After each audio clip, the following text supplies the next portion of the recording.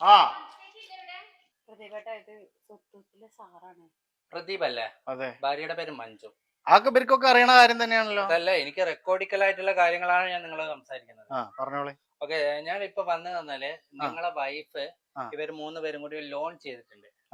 നിങ്ങളും കൂടി sign ചെയ്താണല്ലോ loan കൊടുത്തത്. അതെ. ഇപ്പൊ 3 അടവ് നിങ്ങളെ വൈഫിന്റേതായിട്ട് മാത്രം മുടങ്ങിയിട്ടുണ്ട്. അപ്പൊ ഇവർക്കൊക്കെ അത് ബുദ്ധിമുട്ടാണ്, ഞങ്ങളെ കമ്പനിക്ക് അത് ബുദ്ധിമുട്ടാണ്. അപ്പൊ അടവ് എന്താ മുടങ്ങിയത്, അത് എത്രയും പെട്ടെന്ന് അടിക്കണം, അത് പറയാൻ വേണ്ടിയിട്ടാണ് വന്നത്. അതല്ല, നിങ്ങൾ സൈൻ ചെയ്യുമ്പോൾ നിങ്ങൾ വന്നൊക്കെ നല്ല പവറായിട്ട് പറഞ്ഞിട്ടുള്ള കറക്റ്റ് അടവായിരിക്കും എന്നൊക്കെ എന്റെ മുമ്പിൽ വെച്ചിട്ടാണല്ലോ പറഞ്ഞത്. ഇതെന്താ ഇപ്പൊ ഇങ്ങനെ? കഴിഞ്ഞ 3 അടവ് ഞങ്ങൾ എങ്ങനെയൊക്കെ അടച്ചു ഇനി ഞങ്ങളെ ബുദ്ധിമുട്ടിക്കരുത്. അതെ, നിങ്ങൾക്ക് അറിയണ കാര്യമാണ് ഇവിടുത്തെ അവസ്ഥ. ഇപ്പൊ കുട്ടിക്ക് വയ്യ, അപ്പൊ അതിപ്പോ വയ്യാണെന്ന് പറഞ്ഞിട്ട് കാര്യമില്ല. മഞ്ജു ഇവിടെ ഇല്ല. എല്ലാ വീട്ടിലും ഓരോ പ്രശ്നങ്ങൾ ചീത്ത പറയാണ്. ഞങ്ങളെ കമ്പനിക്ക് നിങ്ങളെ ഫാമിലി പ്രോബ്ലം തീർക്കലല്ല പണി. ഞങ്ങൾക്ക് ക്യാഷ് കറക്റ്റ് 2-ാം തീയതി എന്ന് പറഞ്ഞിങ്ങനെ ഒരു ടൈം ഉണ്ടെങ്കിൽ ഞങ്ങൾ ഓഫീസിൽ 2 മണിക്ക് മുമ്പ് നിങ്ങളെ ക്യാഷ് അവിടെ എത്തണം. അല്ലെ ഞങ്ങൾക്ക് ലീഗലായിട്ട് മുമ്പോട്ട് പോകേണ്ടി വരും. 2-ാം തീയതി ക്യാഷ് എത്താൻ പറ്റൂല. നിങ്ങൾ ഇപ്പൊ തന്നെ ലീഗലായിട്ട് പോകും നല്ലത്.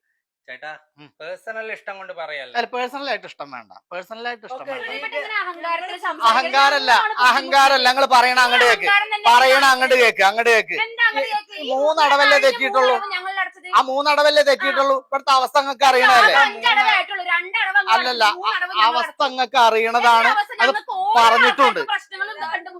ഞങ്ങൾ ഓരോ പ്രശ്നങ്ങളും ബുദ്ധിമുട്ടുകളൊക്കെ തന്നെയാണ്. നിങ്ങൾ 3 അടവടച്ചത് ഞങ്ങൾ എല്ലാവരും പൈസ എടുത്തിട്ടാ. ഇതൊക്കെ അറിയാഞ്ഞിട്ടല്ല എടോ, ഇത് അറിയാഞ്ഞിട്ടല്ലല്ലോ. നിങ്ങൾക്ക് ഇപ്പൊ നമ്മളെ കുടുംബത്തിനെ അറിയാം, നിങ്ങളൊക്കെ കുടുംബം നമുക്കും അറിയണതാണ്. ഈ നാട്ടുകാരാണല്ലോ. സാറ് 3 പ്രാവശ്യം ഒന്നും പറഞ്ഞില്ല. സാറിന്റെ ഡ്യൂട്ടി തന്നെയാണല്ലോ. ചിലപ്പോ അടവ് തെറ്റിയാ വരേണ്ടി വരും, അന്വേഷിക്കേണ്ടി വരും. അതാണുള്ള ഡ്യൂട്ടിയാണ്. അപ്പൊ ആ സമയത്ത് നമുക്ക് അത് അങ്ങനെ ഉണ്ടായിരുന്നില്ല. പെട്ടെന്നൊരു അസുഖം വന്നു കുട്ടിക്ക്. അപ്പൊ അതിന്റെ ചികിത്സയ്ക്കും മറ്റു കാര്യങ്ങൾക്കൊക്കെ ഒരുപാട് പൈസ വേണം. കുട്ടികളും കുടുംബമൊക്കെ നമുക്ക് സ്നേഹത്തോടെ സംസാരിക്കുന്നത്. സ്നേഹമൊന്നും വേണ്ട, സ്നേഹം വേണ്ട. അഹങ്കാരത്തോടു കൂടി ഞാൻ ഇത്തിരി അഹങ്കാരത്തിൽ തന്നെ പറയണം. മര്യാദക്ക് പറയാൻ നിങ്ങൾ സമ്മതിച്ചിട്ടില്ല, സമ്മതിക്കണില്ല.